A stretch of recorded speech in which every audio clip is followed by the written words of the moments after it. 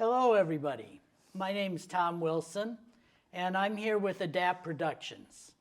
And today's program on Adapt Productions is going to be, I'm going to call it Remembering Larry.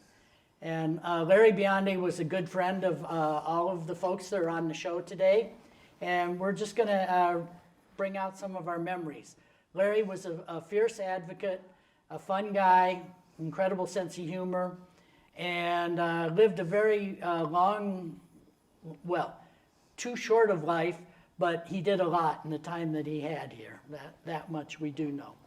I have Mike and Clark and Jonathan here, and as I said, they're all good friends of Larry's.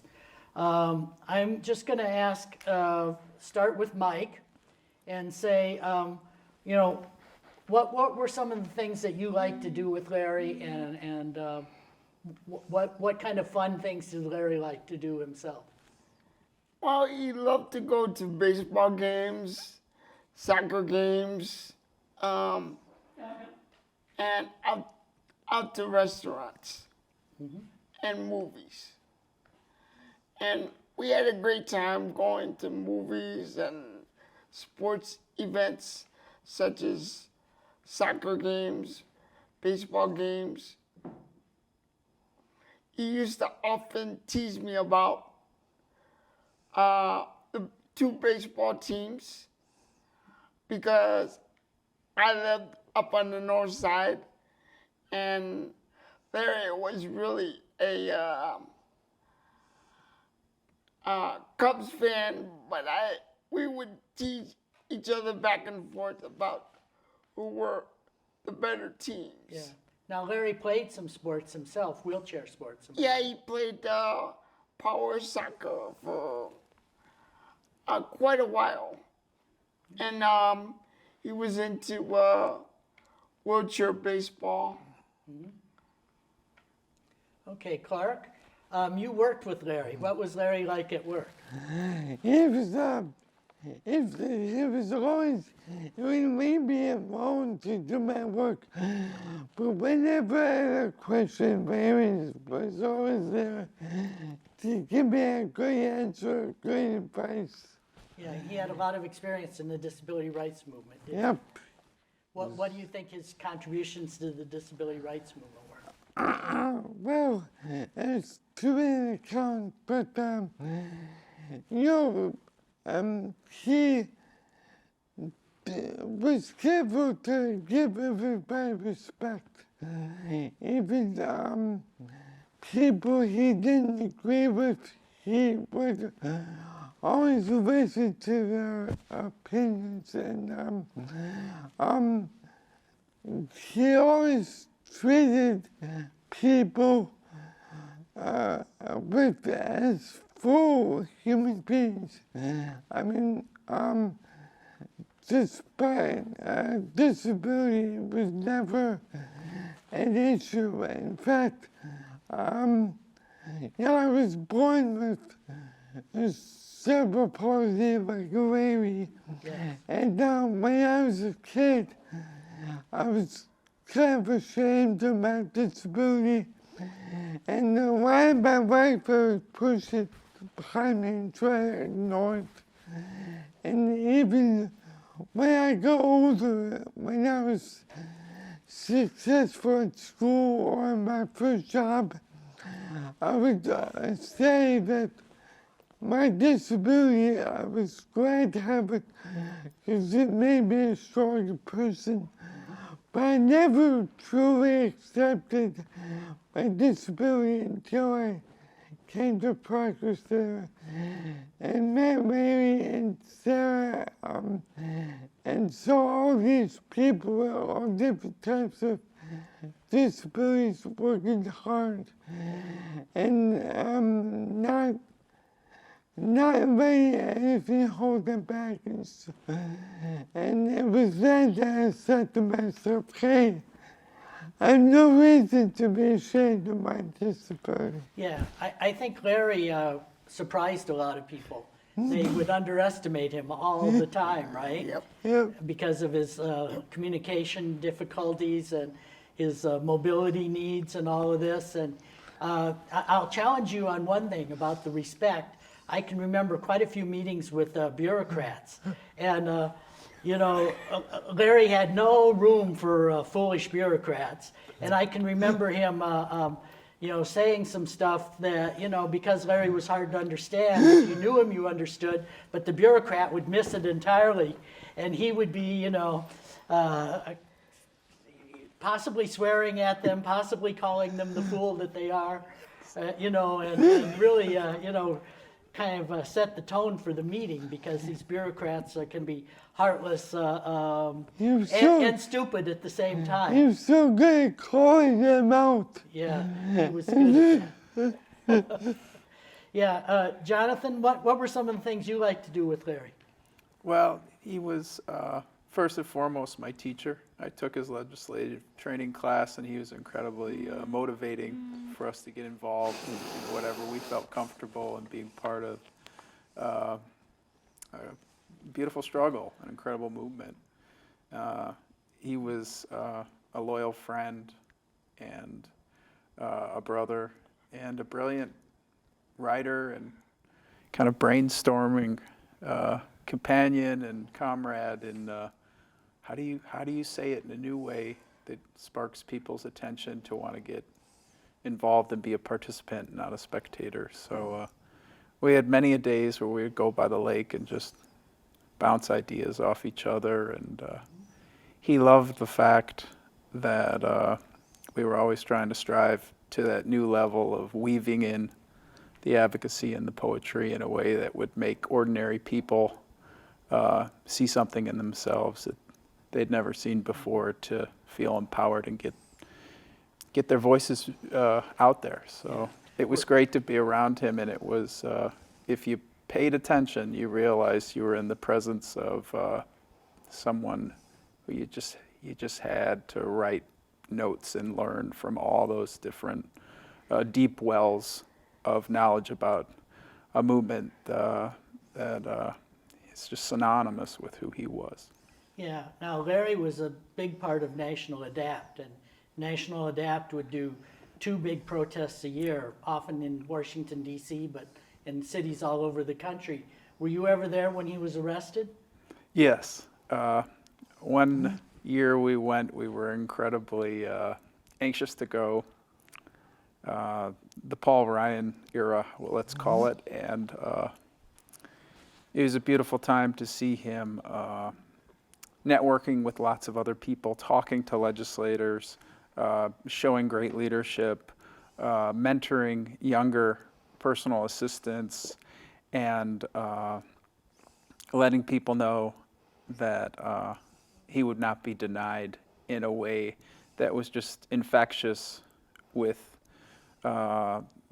boundless energy and just a real powerful sense of, you know, civics can be fun if everybody shows up. And if everybody hasn't shown up, then you end that word at the end of the sentence, they haven't shown up yet. Yeah, he taught that legislative class for a lot of different years, didn't he? Yes, he did. Reached a lot of people. Yeah. Over And would take 15 people to years. Springfield, am I right? Yeah. To advocate with the legislators? You could be in a room with him and 5 people, and it would feel like 500 people. Okay.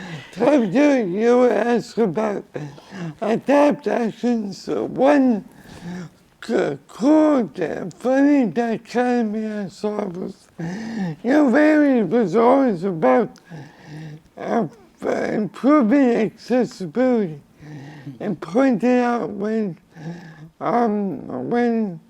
the community was not making things accessible to people. Well, it was one time we went to a DAP action at the home of the head of DHS. And I remember that we snuck out of the hotel on the dark to go to his house so no one could see us. When we got there, it started pouring rain. So but that didn't stop any of us. We had punches where we kept shouting and chanting. Well, Mary was one of the people who got arrested. Talking about accessibility, they took Mary to the police station and they took his fingerprints and they wanted to put him in the jail cell. But it was not accessible. They couldn't get him in. So they let it go. I remember the last National Adapt Action that I went to with Larry. We both got arrested. We took over the White House. Okay. Yeah. Larry was arrested more than any other Chicago activist I knew. And I think people lost count. But you could count on Larry to do civil disobedience if he thought Almost every it would time. move things ahead. Yep. Mike, I'm going to ask you, how long did you know Larry? And then a follow-up to that is, what do you think made Larry such a good activist? I knew Larry when he started working at Progress Center. I believe that was like 1984, if my memory serves me correctly.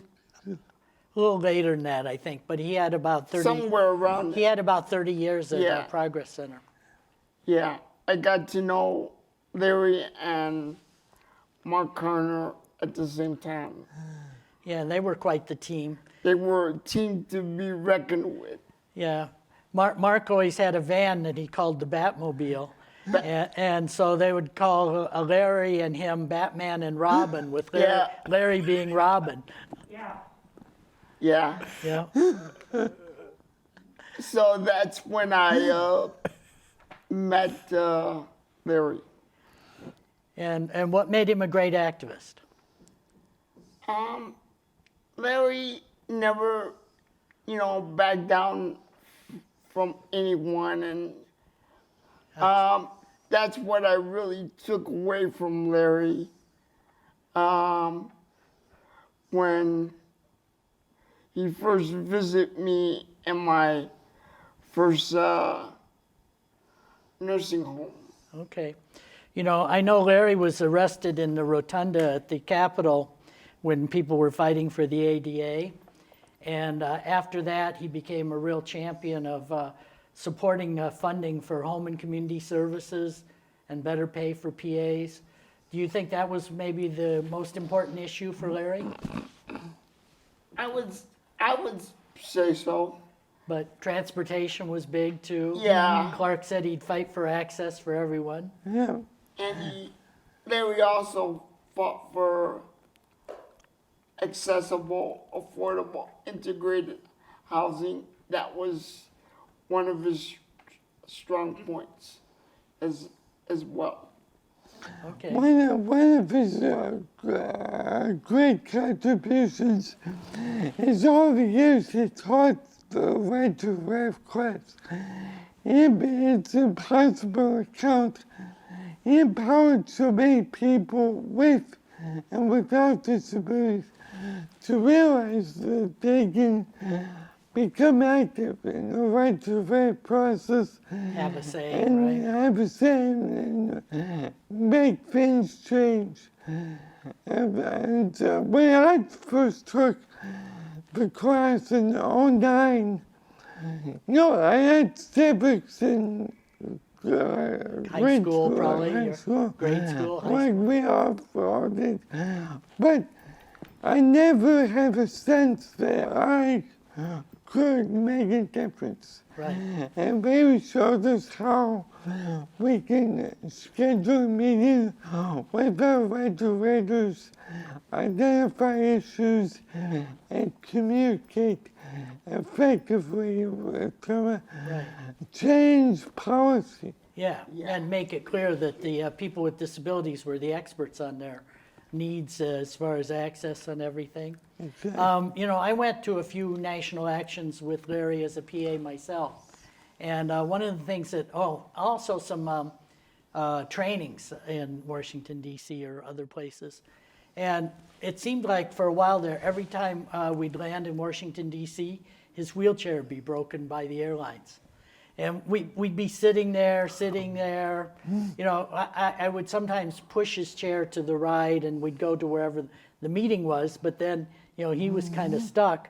But fortunately, there was usually somebody around who could fix the chair, but it would take a while, right? And, it's even to this day, the airlines are still bad about breaking chairs.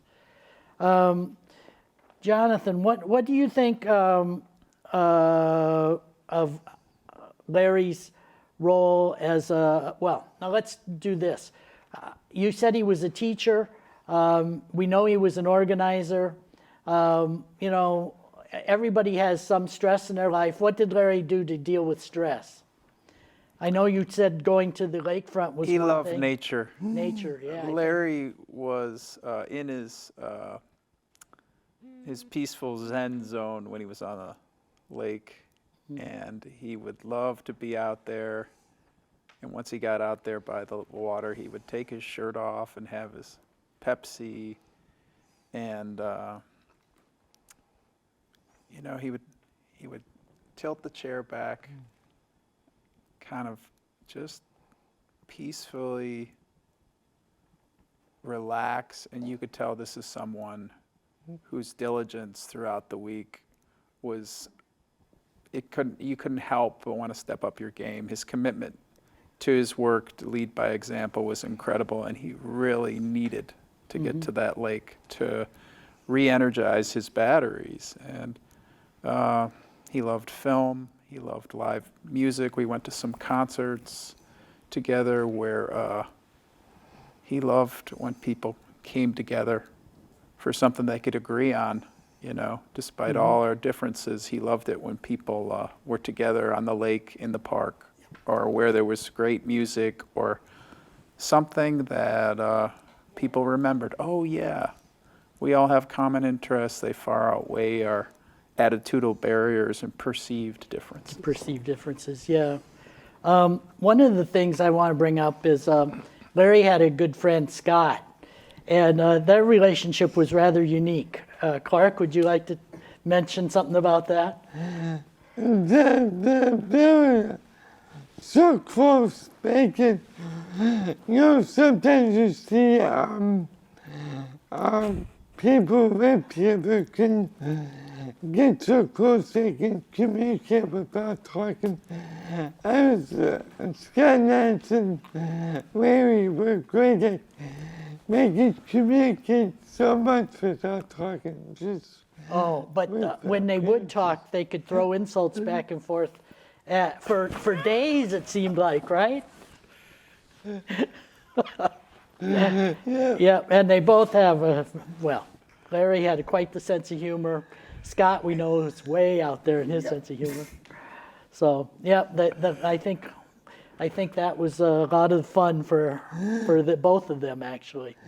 Who could be the most insulting? Yeah. You wish there was like some kind of modern independent living movement based vaudeville, touring scene for these two, because they literally were born to do a comedy team here? some kind of routine together that was always new and original, and it would just crack you up when you would witness it, because you're like, I don't think I'll ever hear that anywhere else. Well, you know, here at Can TV, we had Larry on once, and we had him sing "I'll Never Walk Again."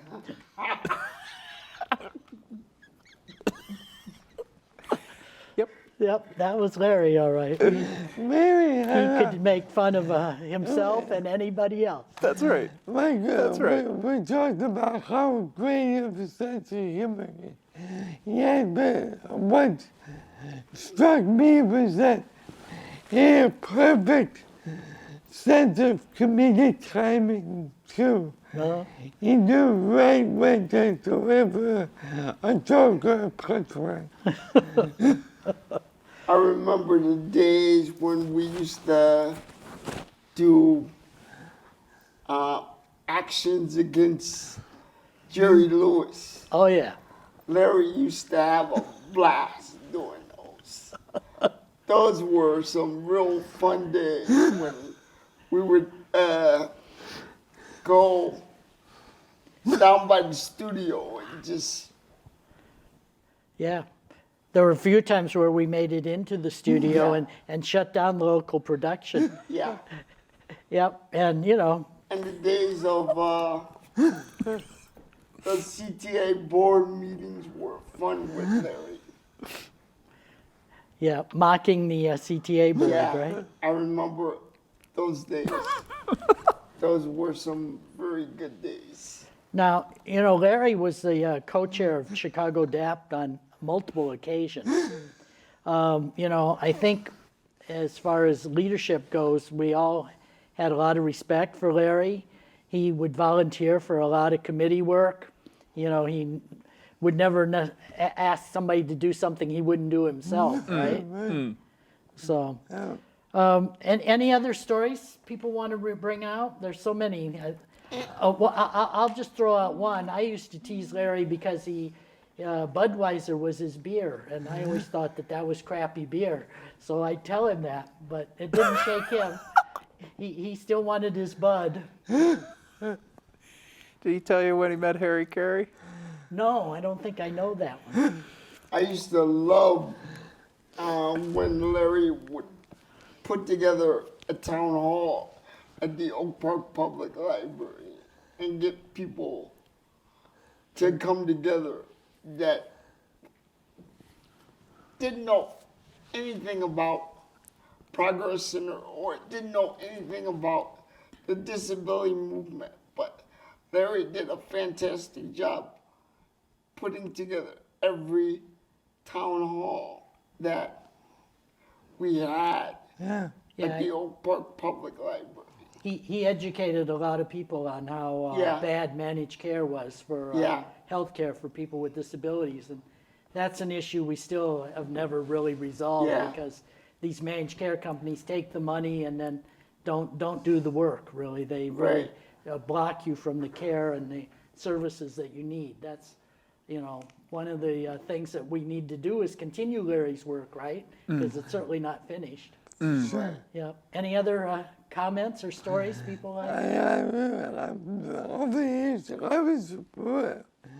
Larry was my boss for 10 years, so That's a long time. over the years we had some great victories, but always more fun to remember all the scrapes we've been through. I remember, you know, Larry always helped people get home lots. People lived in Proviso Township. So we were always working to expand to other townships. And the one was, we were going to speak at this town hall meeting in Calumet Township. It was in the middle of the poet protest. So I was driving the Progress Center van, and we had our PA, Ralph Hill, with us. So the three of us drove down the talking back for this town hall meeting, and it was freezing outside, so we got there early, but we couldn't wait in the car because it was too cold, so we had to get out. So we went to Village Hall. It was locked, so we couldn't get in. And it's like sub-zero temperatures. We're getting real worried. And then Ralph saw this fire station next door. So we went to the fire station, knocked on the door, and this fireman welcomed us in. And so we sat in the fire garage talking to the firemen for like 25 minutes, sharing stories with about the fire engines, and he brought us drinks and stuff to eat. So we had a great time and then finally it came time for the meeting. So we went back to Village Hall, but we had to go up to some, it wasn't very accessible. They had this a small elevator to get up to the third floor. Yeah. And we had to go up one at a time. And so in this freezing weather, we finally made it up, all three of us. But it was so cold for all the time. Larry's Dynavox speech device Right. would not even turn on. It was So frozen. cold, it wouldn't work. Okay. And so Larry gave a speech verbally, and I translated for Yeah. him. Okay. There's lots of times when I did some in translating for him too, but when he had that speech box, he was, what do I say, it really had an impact. Like when he was talking to legislators or something, people would be all ears. You could hear pin drop. Exactly. Yeah. Yeah. Yeah, those were, he really had a lot to say, and they were usually very well written and stuff. One thing, well, I'm going to remember one story too.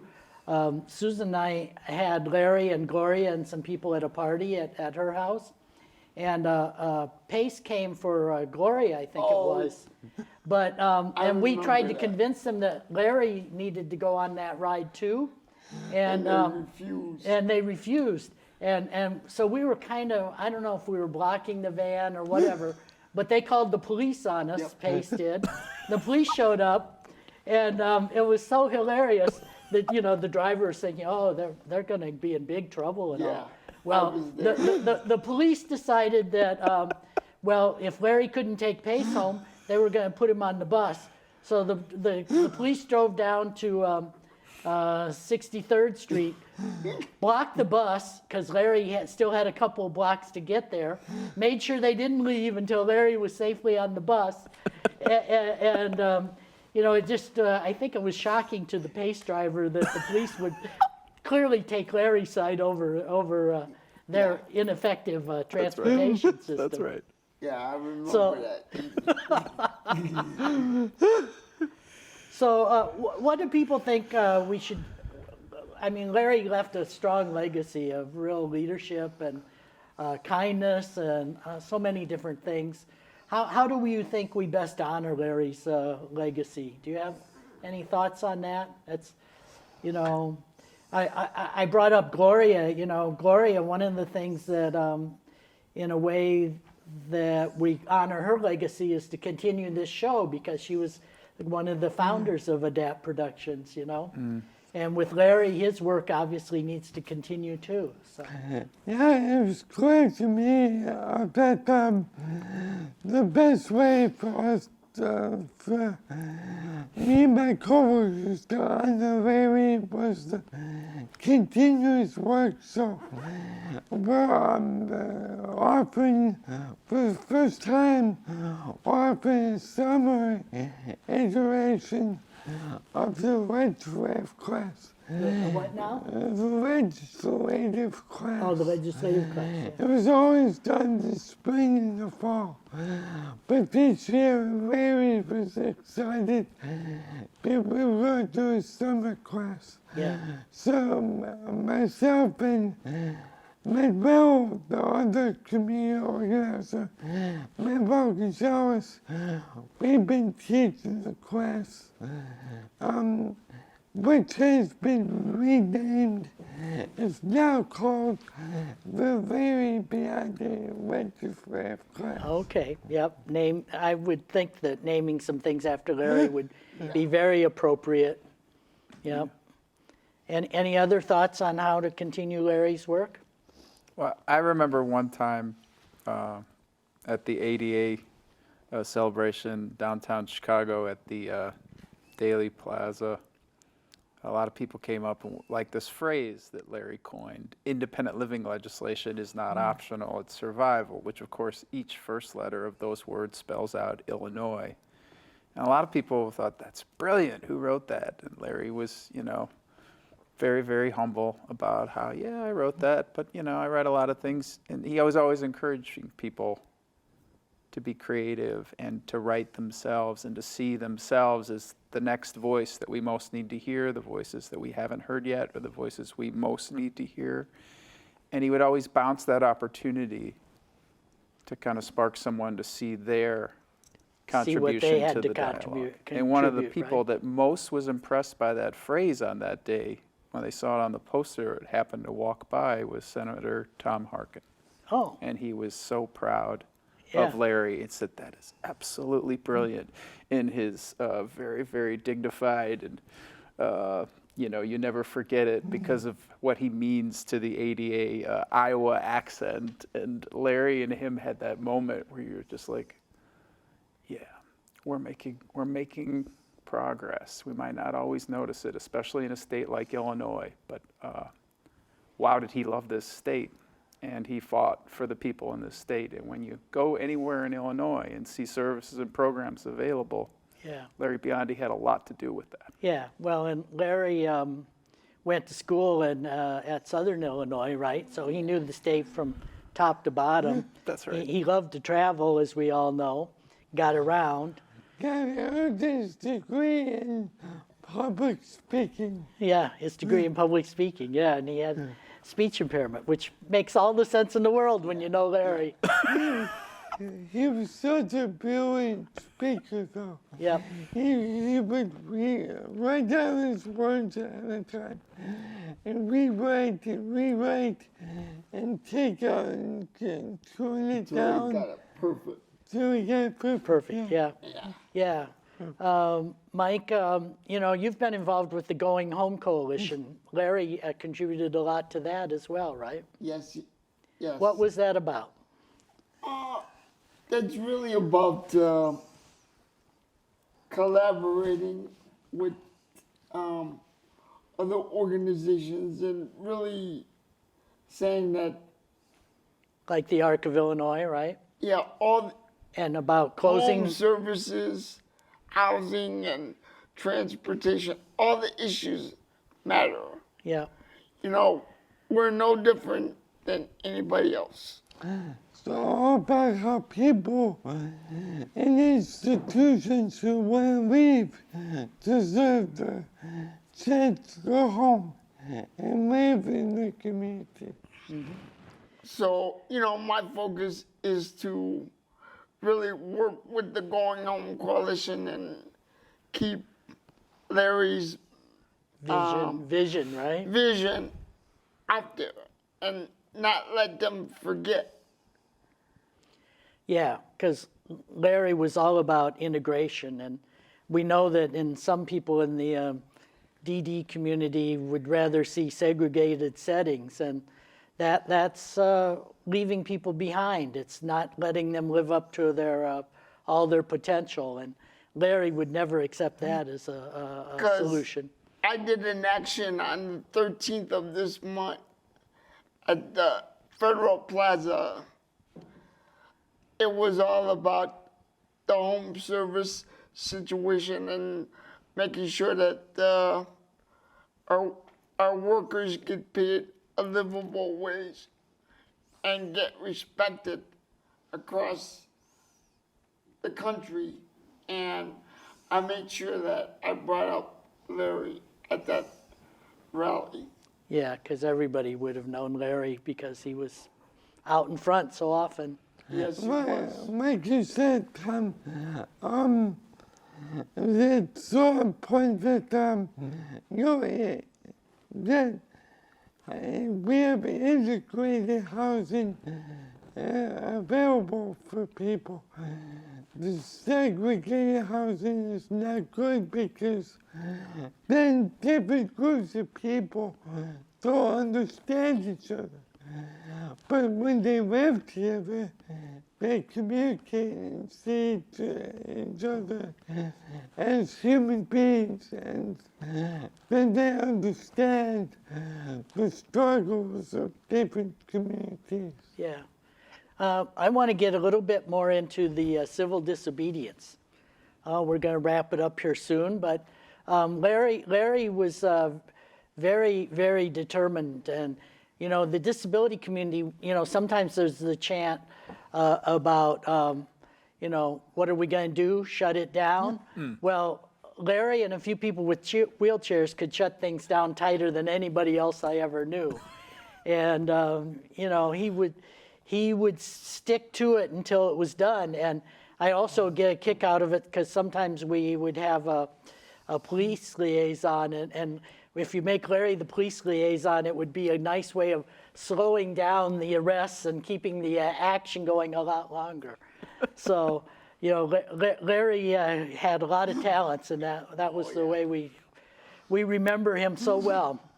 Well, it's time to wrap up our show.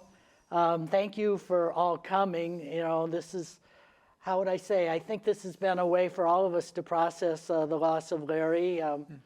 You know, I always thought of Larry as a very strong individual, and to lose him at this time was quite a shock. But we're all going to have very fond memories of Larry and all the work he left did. so many of us with so many great memories. That's right. It's easy to get to a point where when you think of Larry, I know now I smile, I start to laugh. Yeah. Before I remember how much I Miss him. Yeah. Yeah. So this has been Remembering Larry. This is the Adapt Production Show. And again, thank you for being guests here and letting us do this wonderful show about Larry. Thank you, Tom. Thank you. Thank you. Tom. Hi, this is Rob Rotman. Wow, Larry, he was so funny. He was so supportive of me and everything I did in my theatrical presentations. I'll always remember he read my script of Odd But Nice and got the biggest kick out of it. And of course, he even got a bigger kick that I put in a certain character. Many people, especially at the Progress Center, will remember Yakov Geringer. That's another story.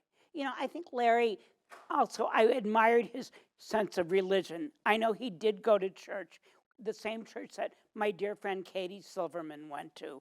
And I wish I could have interviewed him about that, because I think, you know, I know in the disability movement, there's a lot of people who don't believe in God. But I do think that Larry's sense of religion really made him move far. I know we had the biggest kick out of when he did I'll Never Walk Again on our telethon show. But, you know, I'd like to think he's saying to Richard Rogers and Oscar Hammerstein, Mr. Rogers, Mr. Hammerstein, yeah, you've got to be taught is more timely now than ever. You know, there's a song in that called A Cockeyed Optimist. Well, that's what I liked about Larry Biondi. With all the trouble, he was an optimist. Thank you. Our work will go on.